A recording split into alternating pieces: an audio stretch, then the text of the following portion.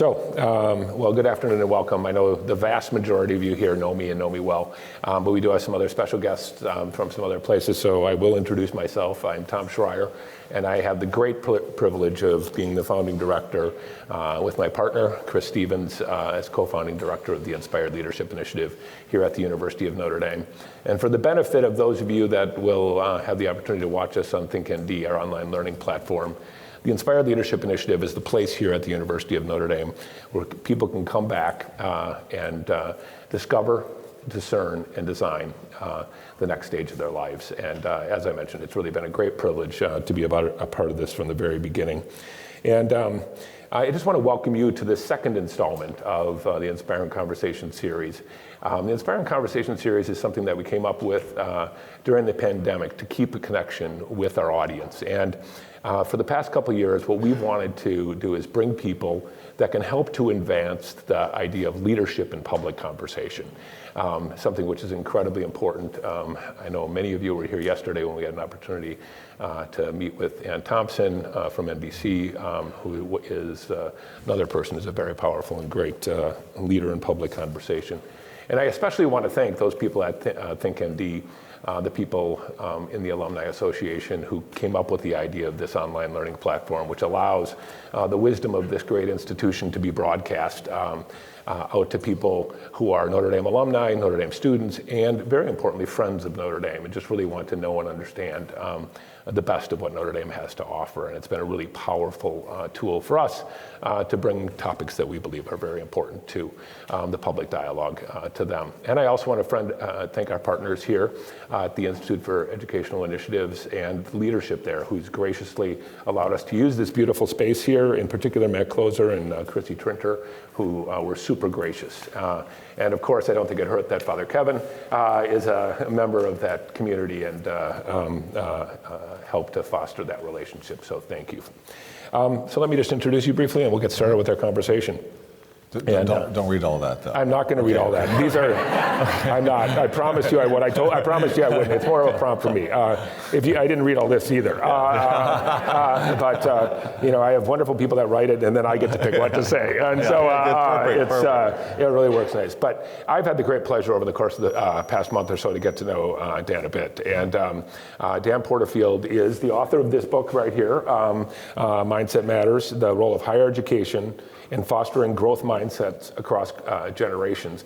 All of you are alumni of the Inspired Leadership Initiative, and just about every word in that title means something to you, or we hope it does, because if it doesn't, we failed in our mission. So we couldn't really think of anybody better. And just a couple of highlights. He is the CEO and president of the Aspen Institute. I think a lot of you are familiar with that institute, and it's an institute that I think has a lot of, and as I've come to better understand it, I think a lot of very mission-aligned things with what we do, and that's really powerful. Before that, he was president of Franklin and Marshall College, and I think the thing that he did there most powerfully, which resonates a lot, I think, at an institution, as we heard yesterday from the leaders of Ann Bryce and Transformational Leaders, it's an institution that dramatically expanded the access for under-resourced and first-generation students in a really meaningful and intentional way when you were president, and that was super powerful. And before that, and I can tell you from the faculty that I've been in touch with that about Dan's visit, he was the head of strategic development at Georgetown University, a role where he had a really transformative influence there. So I could say a lot more, but he told me not to. I do what I'm told. I will just say beforehand, having had the opportunity to read his book, I strongly recommended doing that, and it's right here afterwards, and you can get it. But with that, I'll just kind of start off our discussion, and thank you for being here. Thank you, Tom. Thank you. I just thought just to give a little bit of insight into you, a lot of the people in our audience here are thinking about what's next. You've had a pretty eclectic career path, right? That's covered a lot of ground, and I think that's instructive to our audience. So maybe just talk a little bit about that and kind of how you've made the decisions along the way to take the vocations that you've chosen. Oh, well, thank you. It's great to be here, and this is such an important program. A national model, although ironically, no one can quite do it the way you do it. So everybody else that builds these kinds of programs will be looking here. Yeah. And it's such a need. I grew up in Baltimore City during the era of the Civil Rights Movement, and I was very fortunate that my parents were very distinctive human beings. My mom had grown up in foster care. She was then reunited with her birth mother and then thrown out of the house by her birth mother because she and her then husband didn't want her dating my dad. And so that led to me. They got married, and my grandmother was in the circus and her husband was a magician in the circus, and the magic was that that bad relationship gave me and my sister the chance to be alive. My dad was a playwright. He was Jesuit educated. He was angry at racism, at the Vietnam War. It was a generation that was deeply suspicious of authority.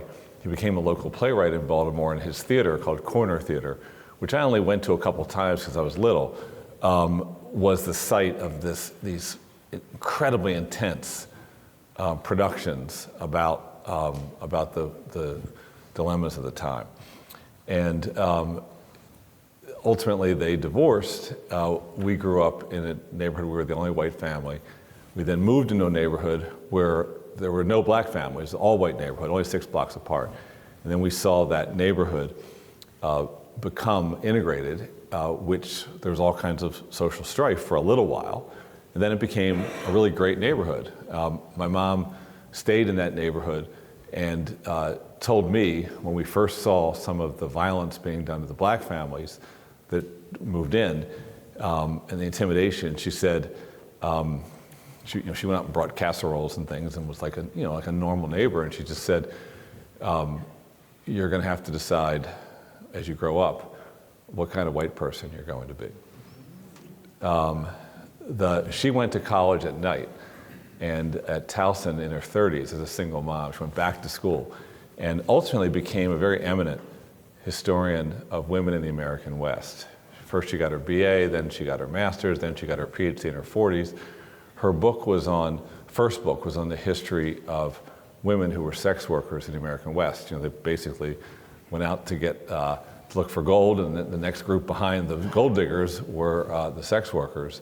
And she was able to document what their lives were like. It was like sort of archival. She'd drive all around the West, go to little halls of records, figure out who got arrested, what they got arrested for, try to find family members that would still be, descendants 80 years later.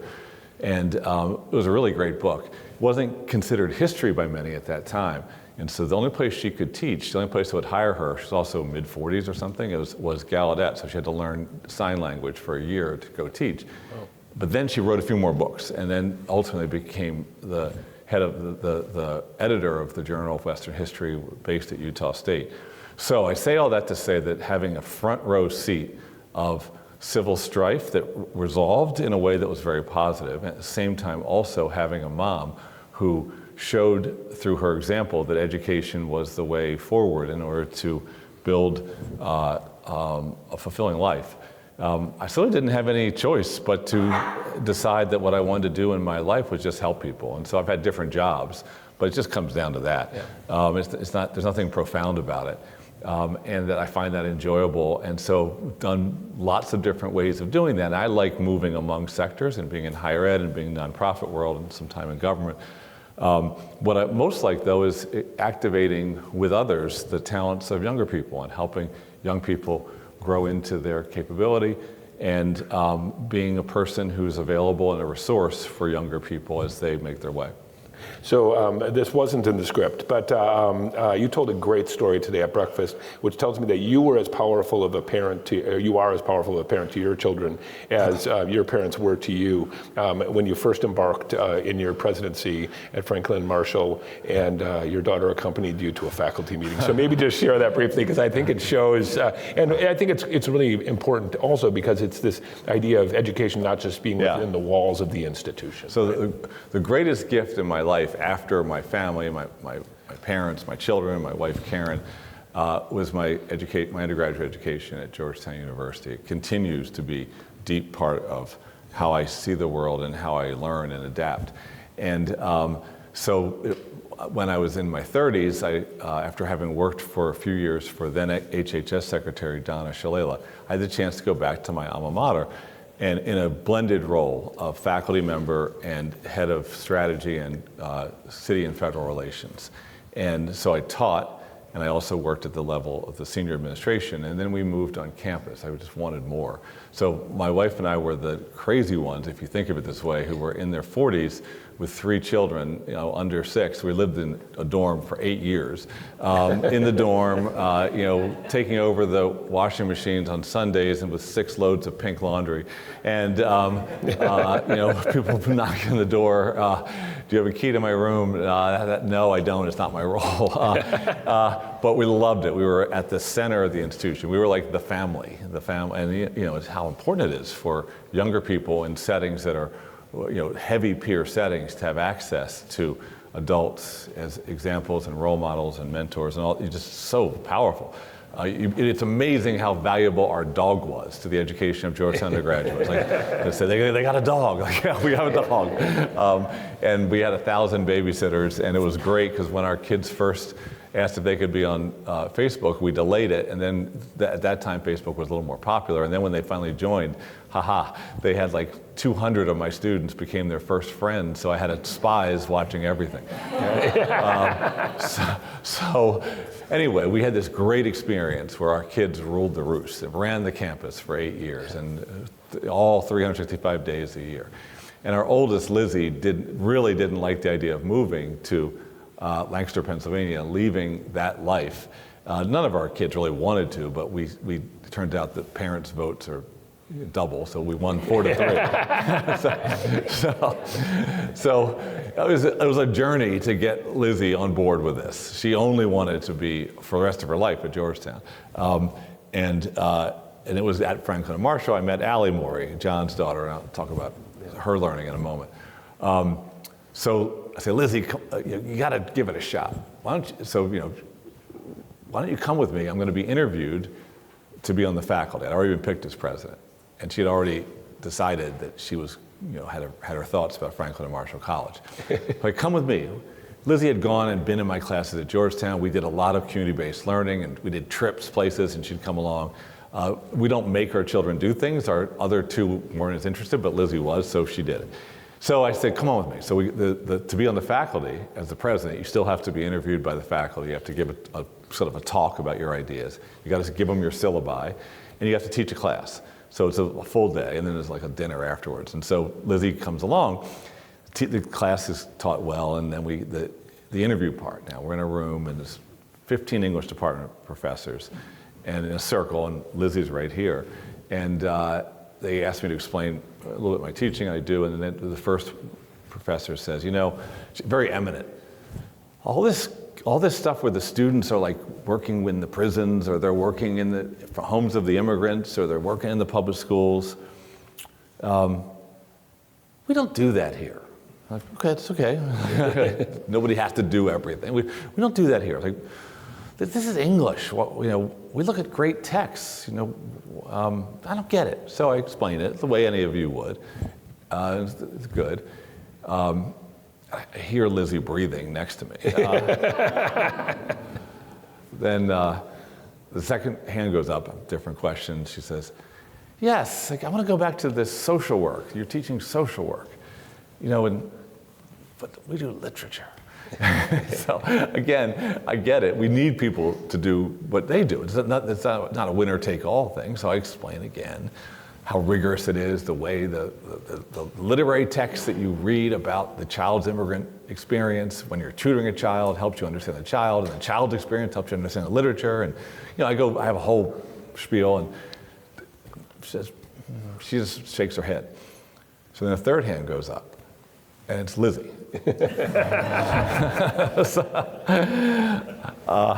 And Lizzie does remind me a lot of Allie. They look alike. They remind me of each other a lot. And so I was like, Lizzie, you have a question.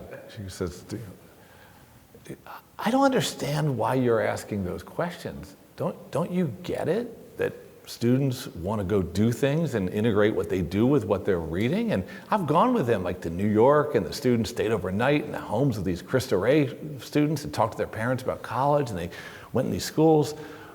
What possible reason could you have to not be supportive of that? I just don't understand.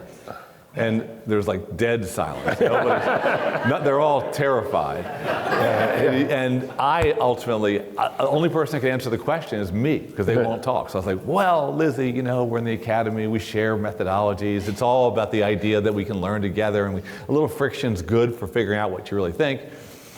She shakes her head like you've all seen your children do. Walks over to get a cup of water. There's dead silence, takes a sip, leaves the room, swings behind, and I couldn't have had a better introduction to the Franklin Marshall College faculty. Right. It just totally broke the ice, and it was great. It was so great. Yeah. So, and in time, Lizzie actually came to think it was a good idea that we didn't literally spend every moment of our lives on one place for all time. Right. So thank you for asking. Yeah. No. So, but I think what just came through that, and what I've come to understand, is you're a great storyteller, and that's really what your book is. It's a series of great stories, right, about why mindset matters. And so maybe just talk a little bit about that, and maybe pick a story or a subset, just to kind of take our audience here through kind of why mindset matters and how those stories help to inform that. So I wanted to write a book that would, among other things, explicate the most powerful learning experience that I've been exposed to as a witness and a participant. And there's so much talk in America today about why college is bad. It costs too much. That's one important topic. Others will say it just reinforces the existing inequalities. It's a hierarchy fortification system. Others will say the exact opposite. Oh, no, it's a woke factory. You go there, you get brainwashed about the revolution. And then others will say, oh, actually, they're just paying for the party. It's just delayed adulthood. And those four big critiques are worthy of being engaged, but they are not the whole story. And I know that because I lived in a dorm for 8 years, because I was president of a school full of engaged students. I handed out degrees for 20 years, saw students walk across into their future with a belief that they had what it takes to really create a great life for themselves and make a difference. And most of these narratives that are attacks, most of them are from people that like looking to attack things. But who wants to build things? So yes, there's things to improve. So who wants to improve? Are we really just going to say, we don't need college anymore? Do we want to have people who are doctors? Do we want to have people who have MBAs? Do we want to have people who are diplomats? Do you think it's good that we can engage the world through our higher education system and bring people to America to experience college in such a way that they come back home and say, I like that tradition, and more? So I wanted to write a book that was both an explication of learning driven by students, supported by faculty and other educators that I really admired, and then secondly, that made a case for higher education in a way that you could not finally just say, that guy's full of BS, because these are real human beings. 35 stories I tell in this book, real people who came to college with a yearning to grow and developed in their college experience a mindset that they are a learner and a grower. It plays out in different ways. For some, it's this mindset that I am a discoverer. I can ask questions no one's ever thought to ask in order to find answers no one's thought to look for. And for others, it's about, and these overlap, of course, it's about creating. I want to make something. I want to put my tattoo on the land of this university. Maybe it's a club. Maybe it's a new business. Maybe it's a work of art. But I want to make things. And then for another group, again, it overlaps, it's about mentorship. Everybody's getting mentored throughout their college experience. It starts with so much passing down of information, soft and informally, through peers. Others lean into that and say, this is what I want to do, is give and grow by giving back.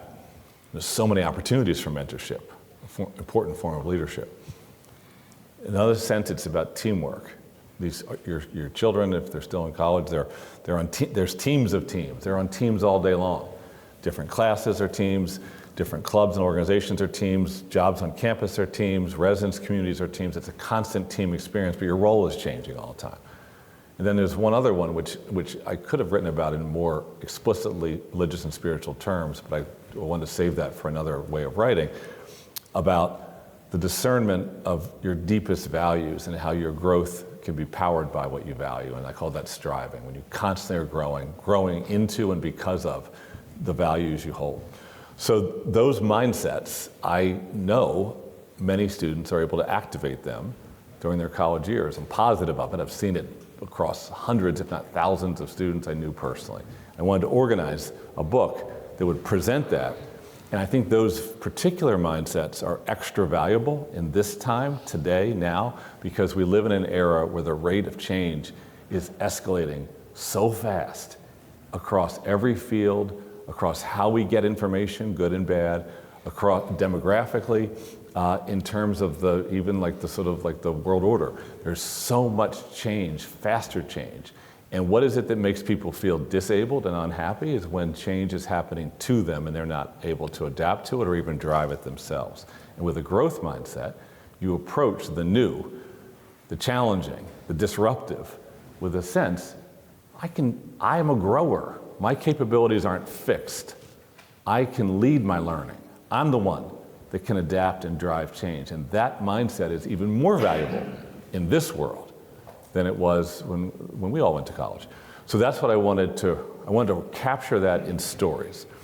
One story, and I could tell many, one story is John's daughter, Allie, who I met when she was in her sophomore year, and she joined a club called .08. And .08 is a group that wanted to promote safer socializing. The idea is that .08 is the legal definition of drunkenness in Pennsylvania, and they wanted to pick that name in order to send a message, maybe you don't need to get to .08, stop at .08. Now some would say, the president of the institution, you better be careful talking about students drinking. Do you even want to get into that? It's like, absolutely, if they want to get into it, I want to get into it. If somebody's actually coming up and saying, let's figure out how to make socializing safer, that's an act of peer leadership par excellence. Like with peers trying to say, let's do this the fun and safe way, why wouldn't we want to be a part of that? And I'm not, I didn't invent the club, students invented the club, and others at F&M had known it was worth having. So Allie, I met Allie in the campus coffee shop. I could remember it like it was yesterday, this group of 8 or 9 there. My goal was to help them form an agenda so they could feel they were doing something and they were making progress. And so just listening, we ended up, that was the first meeting. And then I learned that Allie was a student athlete and was a serious student with a lot of interest in education. She'd actually taken classes at a nearby university because F&M didn't offer classes. So I was like, well, okay, there is a striver. What does she value? She values community, she values safety and friendship, she values learning, she values education. She's commuting 20 minutes away to go to class, and she's on a team, so she's a field hockey goalie. So she, there's a lot of great values in there. And so, as with hundreds of others, I just have a fish tank in my head, and there was a fish named Allie floating around in there. That might be like a fish named Allie. Like a book. It's a book. So Allie comes to me at the end of sophomore year and says, I think I have some opportunities. I want to ask you, how would you think about them? There's a group that has a sorority, and I have a chance, if I want to run to lead the sorority. And in .08, there's a leader of .08, and I've been heavily involved, and I could do that too. And what do you think about that? And so we had good conversations about leadership and taking it on, and what does it mean, and peer responsibility and leading isn't as easy as being a part of the team. And she ran for both and won them both. And then at home over the summer, thought through, how am I going to be on the field hockey team? Which was a big deal. She was recruited, she was not yet a starter, and how am I going to be on that team and lead .08 and lead a sorority and go to school? And I had very similar experience in college, the way I approached college, where you just finally have to choose among good things. And so Allie's a striver, and she's striving towards her values. She wants to live her values, so she has to make this tough choice to say no to something. And like, is this important? this is defining. This isn't just important. These moments are absolutely central to the formation of adult sensibility. And so she made this agonizing choice, I'm sure you talked about it with her, to go to the coach that recruited her and say, and F&M field hockey is really good, tournament every year. I think I need to develop myself. I need to go where my values are telling me my growth needs to come. And so she stepped out of field hockey, which meant stepping out of a peer group, even though they're all friends still. It's one thing to be friends, another thing to be 8 hours a day around each other, especially in season, and relying on each other. Goalie especially, because the goalie can't win the game alone. It's impossible. They can lose the game, but they can't win the game. So that junior year, I was present, and a couple times went out with her bringing pizza to fraternities and sororities. I'd go watch it. What were they doing to try to, in the real world, to make it a little less likely that students would binge or would make bad decisions with the only lives they have? There's all kinds of ways they did it, but I watched a lot of it and just observed it and wanted to be supportive. And it didn't bother me to be the president showing up at a fraternity party. Didn't bother me at all. That I'd rather be outside. I didn't normally go in, except maybe with Allie with the pizza, but I would be out in the outside of it with the line. I want them seeing. The people that work here that are the adults, so to speak, we really care what's happening. We all have the ability to send those kind of messages. So anyway, she has a great junior year, and then home, probably again talking with you and your wife, thinks deep inside, going as close as she can to what she values as a 21-year-old. She's like, I really miss my sisters on that field hockey team. Humbles herself to go back to the coach and say, her name is Missy Mariano, Missy, can I come back? And a lot of coaches and a lot of programs would have said, forget it, come on. But Missy said, you got to earn your spot. And so then she competed in the summer, prepared herself, competed, won that spot back, had to then step back from sorority in .08. That's hard too. And then had such a meaningful senior season. They won a lot of matches. She was a really good goalie.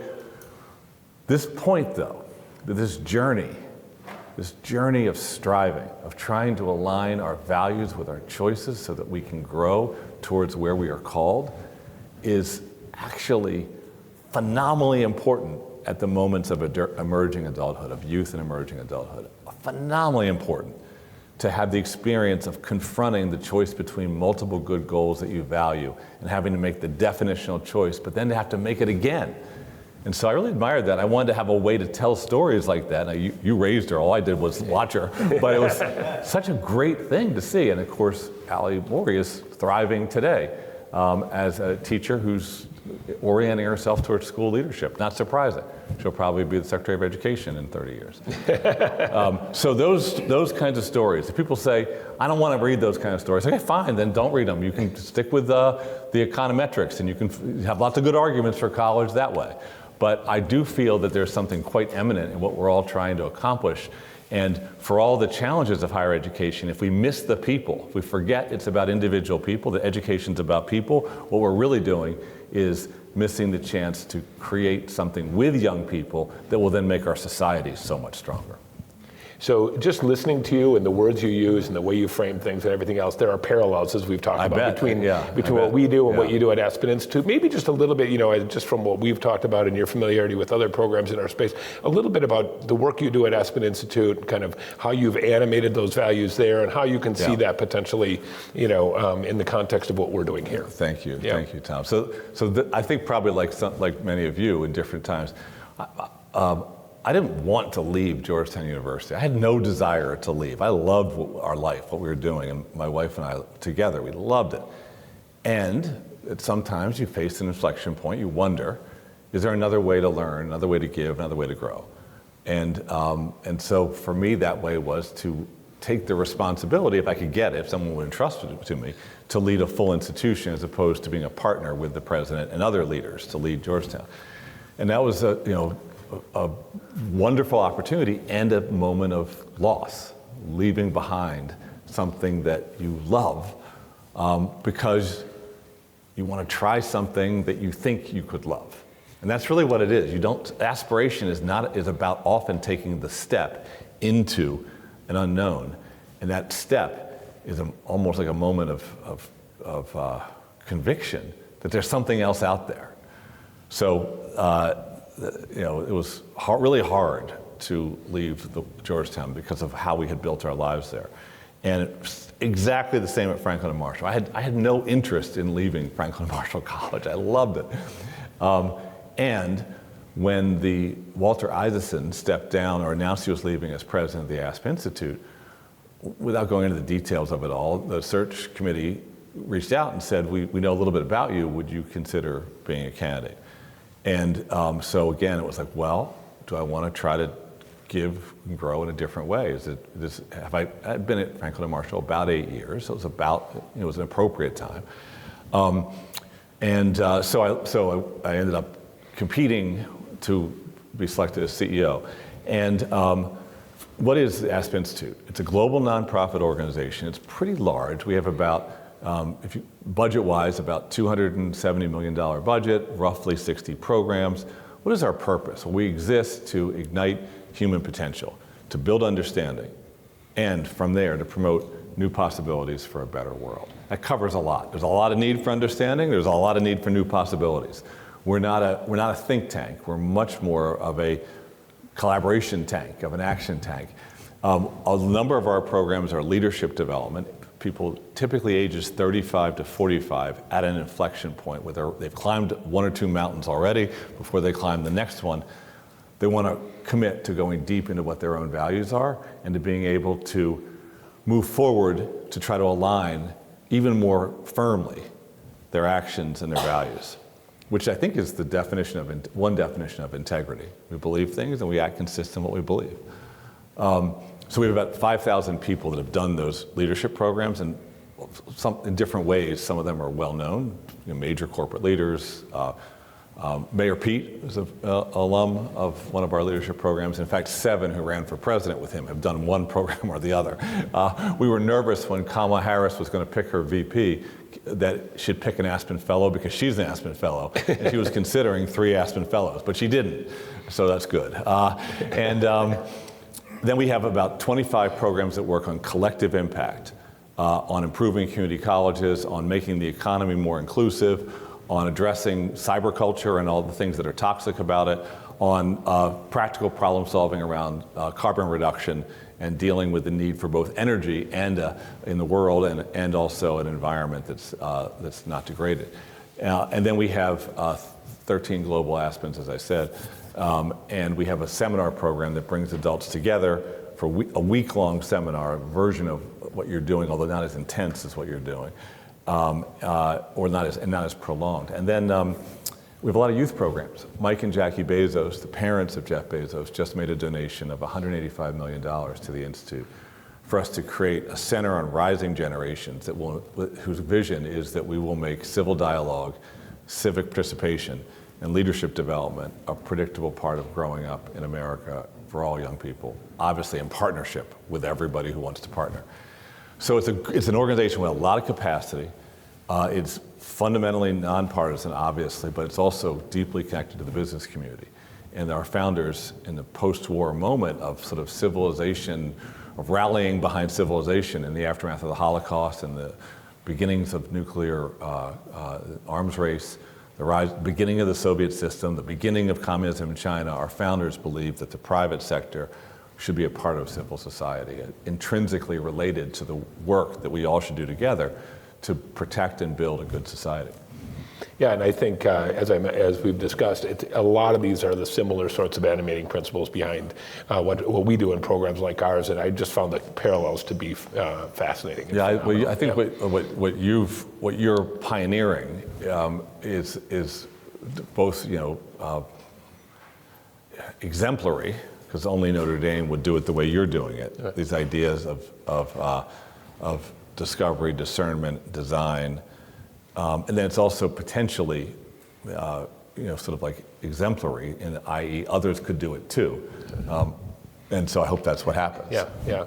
Well, and I think the wonderful thing is to see organizations like yours that work with similar sort of individuals and can potentially be complementary in many wonderful and beautiful respects. So one thing I would want to mention is so there's a lot of ways to be a societal leader. Many ways. We do a lot of thinking about what is leadership as you're doing.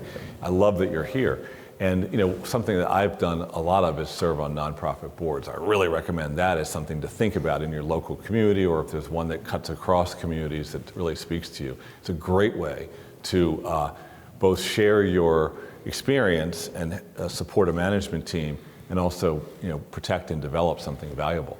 I'm on the board of Colorado College right now and of Teach for America, the national board of TFA, and those are great boards to be on. And I've been on a number of scholarship boards, foundation boards, Jesuit Refugee Services, and it's just one approach, but I really want to encourage that, because you will immediately, especially with this experience as a part of it all, immediately be a ballast. And today's nonprofit organizations are, on the one hand, have to compete to make a difference. They also have to figure out how to finance themselves, and they have to deal with more risk and complexity than ever before. And so having adults, really mature people with perspective on the boards makes a huge difference. And how fitting for you as a board member of Teach for America to be sitting in the space where the Alliance for Catholic Education, which is sort of the Catholic version of Teach for America, is housed. Oh, I know the ACE program well. Yeah. I'll hold back so we can get into more things, but it's a fantastic program, and a number of my Georgetown students taking the classes that I taught then were looking for some way to live in the world like the ideas they've been thinking about and experimenting with through their community service work, and went to the ACE program. Yeah. So if you're all right with it, because we filter for curiosity in the people that are here, I'd love to give the audience here an opportunity to ask a few questions. Of course. If that makes sense. So jump in. Wait for the mic, though, because it's being recorded, so I want to make sure. Luis up front has a question.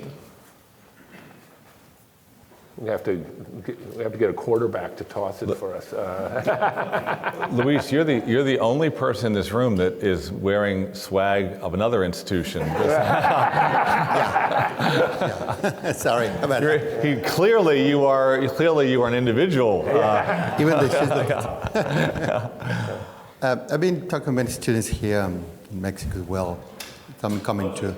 I'm leading a refugee shelter. I have a couple of students from higher education coming to the shelter. And I used to talk with them about the kind of world we're living to this generation. I don't feel very proud of it.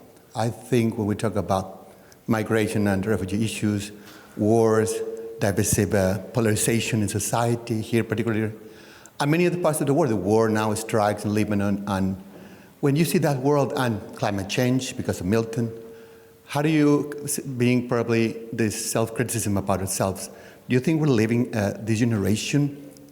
Yesterday we talked about AI and the impact. What is the most important challenge for this generation in order to really make a difference in a better world? Yeah, so the biggest challenge is the challenge of the human spirit. We have to support young people who want to opt in and not opt out. And cynicism has yet in the history of humanity to solve a single problem. Like, there's no Harvard Business School, you're on our case study on it. Once they got that cynicism going, they really figured out how to solve the problem. We got it going now, yep. Not that there wasn't any there. The biggest crisis, if you will, of our time, and probably of most times, is the crisis of the human spirit, and how to support and animate people who have the potential through giving to grow, and through growth to discover still better what their purpose is. So that's point one. Second point is that in engaging young people, it is so valuable to give them the opportunity to learn by doing, but that does absolutely require the presence of caring adults as mentors to help put things in perspective. Absolutely. And I think that one of the things that I've enjoyed a lot in inviting students to work in prisons, or to work in the homes of recently arrived immigrants, or to work with court-supervised youth who are at risk of dying the next day. Of course, those are heavy topics. Absolutely. You want them to be heavy topics. Absolutely.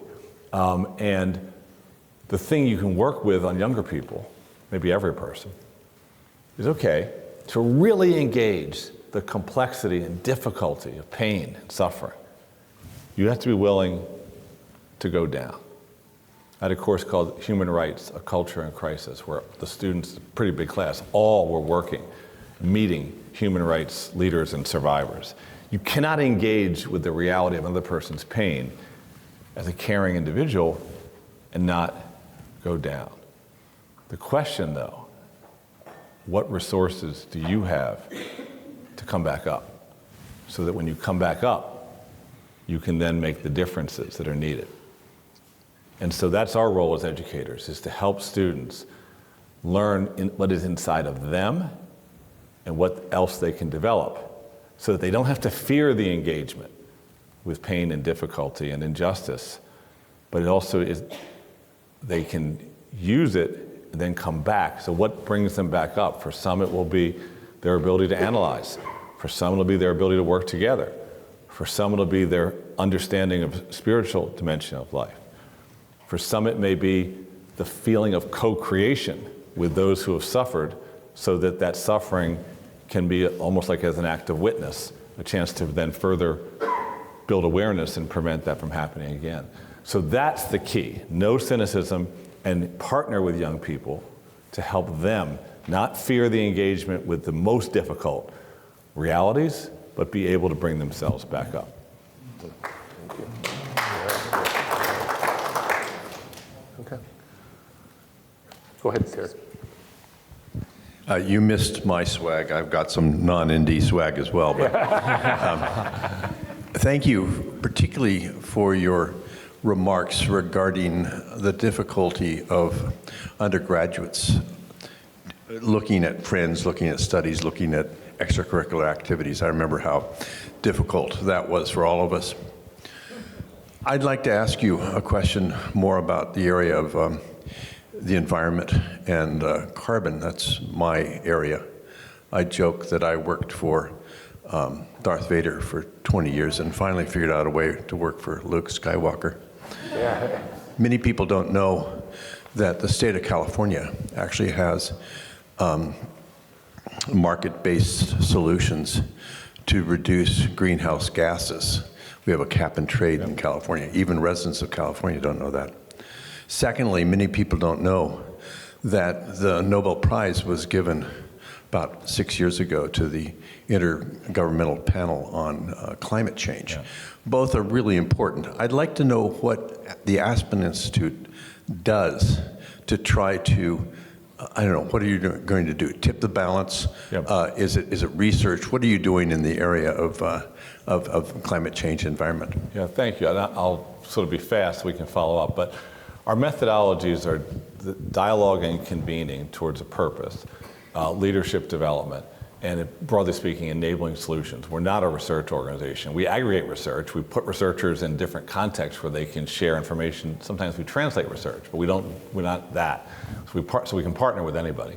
And we have, across our array of work, one program. It's called our Energy and Environment Program that fuses the working with energy companies and energy perspectives with environmental perspectives. And our leader is a young man named Greg Gershuni, who's fabulous. And the key thing is that I think that the environmental questions will require solutions that come from the energy sector. And so it's going to require a partnership of all different types.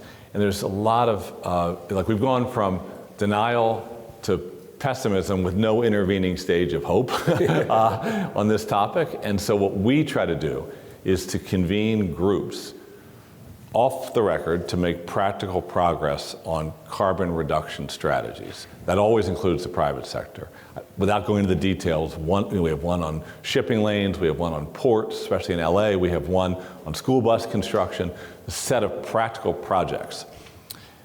But then at the level of convening, a different muscle that we have, we've created something called Aspen Ideas Climate, which now has run 3 years, all in Miami Beach. And Aspen Ideas Climate is a major convening that brings together activists, business, young people, innovators, philanthropists and financial people that are investing in companies, government leaders, people that are doing creative ventures in the media or in public education.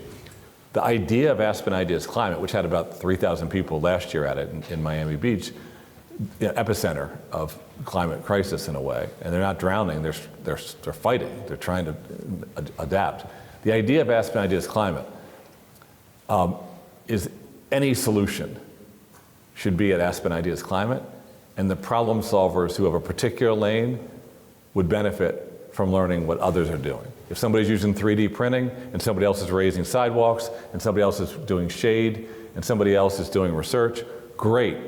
Let's put them all together so that we can ignite this feeling that progress is possible, that people are working.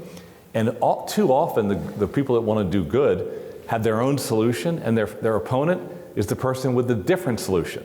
Like, for goodness sakes, can we please value problem solving? Can we please value leaning in and trying to make a difference? And so what was really interesting about Aspen Ideas Climate is we had a couple panels on nuclear power. You'd think, well, wouldn't the activist community be dead set against nuclear power? Well, it depends how you curate the conversation and introduce the topic. We had 250, we called them future leaders, most of them activists. We brought them to Aspen Ideas Climate a day and a half early to work with them on why are we doing solutions-based approach? Why are you going to hear solutions you might not agree with? What's the value of your engaging with and learning with people that have got a perspective that's just different than yours? We did not have that problem. We haven't had it yet, of finger pointing and outrage and blaming. And we don't want to prioritize one solution. We want to make problem solving what people lean in on. So that's our approach. Others, of course, have their own approaches, and we are not really an activist organization, but we'll bring activists in.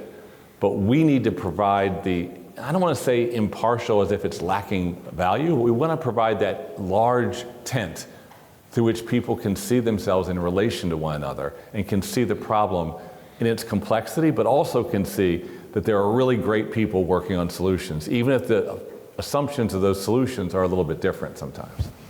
Wonderful. Yeah.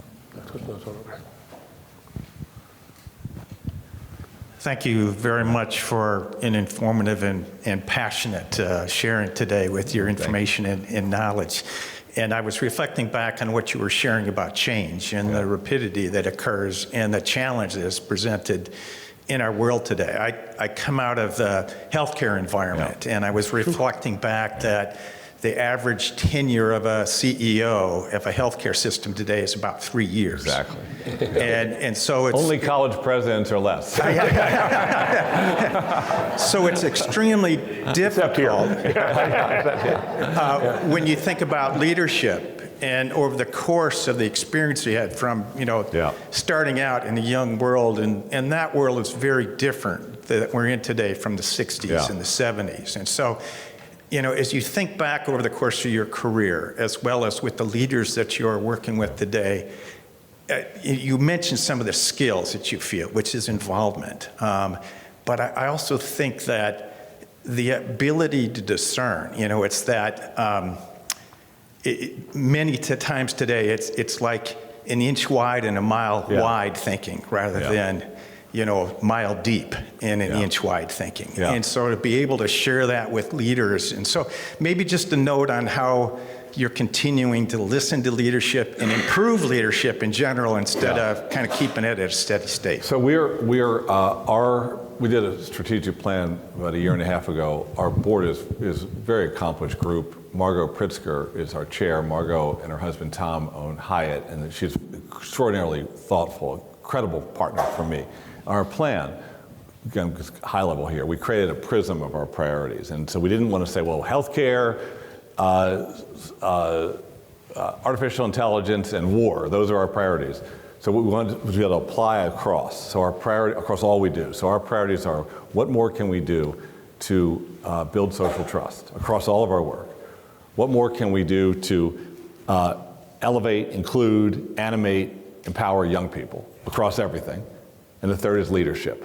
What can we do to be an organization that gathers people and fosters the conversation, whether we do it or others do it, about the importance of values-based and sophisticated leadership, taking the issues seriously? And so those three things we're now applying across everything we do. Now, we were doing those things before, so it's not like it's new, but now it's much more spotlighted. And on the leadership point, there's such a need for this combination of the why of leadership and the how of leadership, the two together. And we've had offerings in both that have been very successful, and we're even more intentionally fusing those two, because what we're thinking is that we have, yes, a lot of programs, and they have a lot of leaders, and that's been great, but actually leadership is a journey. It's a life journey. There's an arc. And so we need to take all of our different offerings and then make them available to people throughout the leadership arc. And that then, there's some days when you're leaning in as a leader, it really is going to be about, one more time here, why as a company do we have to be clear what our values are and then live them? But other times, it's not that. It's actually, can I have the will and the skill to learn stuff I don't know so that I can be relevant, we can be relevant in this world? And so, and you know, it's easy for academics to really privilege the why of it, and especially because business schools don't emphasize it. But the how of it does matter too. Like, we have a program for community college presidents, 20 a year we pick. Those people are the change drivers that are out there, like of all. They're trying to help communities of 15, 20,000 students who are immigrant working class people have a sustainable life in the middle class through education that must be tied to the local economy. Has to be, or it's not going to work. And so for those community college leaders, they do have the why down, but the how of it can actually be really fostered. We can actually help them be more effective by bringing them together and helping them learn what we've learned from 15 years of doing this with presidents. So that's how we're thinking of it. It's a journey, and for the Institute to be the best people-serving institution we can be, we need to slightly reorganize ourselves and expand our offerings so that you join the Aspen Institute and you never leave. Kind of like, again, it's like what you're doing. Yeah. It's,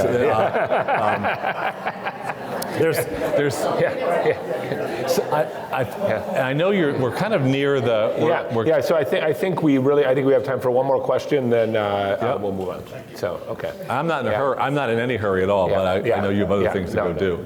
Pursuant to the topic you were just talking about, do you have any, the number of hats you've worn as a teacher, administrator, academic, what are we going to do for this growing number of young people that can't access the collegiate experience that all of us had? Yeah. And there's is the answer community college? Is the answer something else?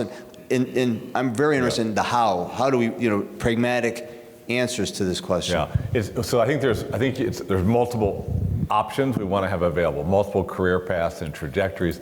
And at the level of the person, the student for a moment, whatever their interests are, good education means they're in a relationship that they can think about what choice they want to make, and it's not made for them by society. They're in a dialogue with a college counselor, a career advisor, or a teacher, and so the multiple pathways are there as choices, not as like the lack of choice. And that's actually a real problem in many places where students think they can only do one thing, whatever that one thing is, which includes going right to college. So multiple pathways. I think that there's a lot of excitement in the private sector around apprenticeships and around learning experiences that give students the sort of like the younger people, I should say, new employees, the combination of training and soft skills. There's a program called Year Up that's doing that extremely well that some of you may know. It's national now. I think community colleges are a really important part of the solution, for sure. Learning has to happen across a career. It's not like you get trained and you're done. That's not going to work. And so community colleges may be one of the vehicles to provide ongoing skills-based or knowledge-based upgrades, if you will. And then I think that actually the four-year college space can do a lot better overall at making sure that there's real value in a college experience for life after college. So I don't think there's one answer. I don't think that the country invests in young people as much as we invest in a system that supports older people, and it's good that we support older people. It's one of the things we should be most proud of. But we've got to lean in, I believe, overall more, investing, whether it's money for education or opportunities for skills-based learning or invitations to be part of the democratic project, we've got to prioritize young people more. One other thing I'll just say, because I think it ties to how you all think about things, and the conversation with young people should be about who are they and what do they value. That's embedded in your question, but we often forget that. Like just tell them what they should be doing and all will be well. And so one of the things I love doing as a teacher, and I'm still doing this with some of our younger employees, is this. When students would come to me a lot because of the relationships we formed when they were competing for something. And I almost viewed teaching as building the relationship so that when they were applying for Teach for America or Deloitte or law school, that they would come to me. Because at that moment, that's actually, you're supposed to want to have impact. So what's impact? Impact is when somebody is vulnerable or in need, and they come to you. You have a moment then. That's true also with the trials and tribulations that students feel, but I'll focus on a different place for a moment. So I would say I had a whole coaching program that I ran out of, including as president of F&M, for helping people prepare to compete for the thing they wanted to do. And, but I said, if you're going to take part with me, besides doing the things that we'll do together to help you feel you're going out with your best, you're prepared. Also, you're going to have to do something for me, but I'm not going to tell you what it is. And so we'll come back at the end of this. So if there's, okay, whatever. So we would then, after it, they would have written a resume. We would have gone over it. I don't care what the duties of the job were. What did you get done in the job? Show that. I have my things, I would say. And practice interviews and all that. They come back and say, well, what's that thing you wanted? You have to do the life resume. What's the life resume? Well, I'll tell you what it is. So you can show it to me, but you don't have to. It's one piece of paper. I want it typed. Put your name at the top. This is not your professional resume. We worked on it. It's great. So put your name at the top. Leave a blank space under your name, a good blank space. We'll get to that later. Then I want you to address 4 questions. Think of them as headings. So first, in your time in college, or with people who are young adults, can you put category 1, when I learned? Just have a couple bullets. I learned this time. I learned that way. I learned from her. And then the second question is, when did I experience joy? I know it's on your resume. When did you experience joy? You don't have to show it to me, but you have to do it. Maybe it was a moment of transcendence that you felt at some moment of insight, a flow state. Maybe it was a relationship. Maybe it was a new view on yourself. Third one, when did you deal well with difficulty? With difficulty. Was it a breakup? Was it a problem in your family? Was it a moment when you let yourself down? Don't think everybody doesn't have to get through life not dealing with this, and you have. And the fourth one, in the life resume, the category is helping others. When did I help somebody else? Oh, I talked to that friend of mine when she was down. Oh, I spent that morning recently pitching in extra on this project where I was needed. Or, I spent this time tutoring. Okay.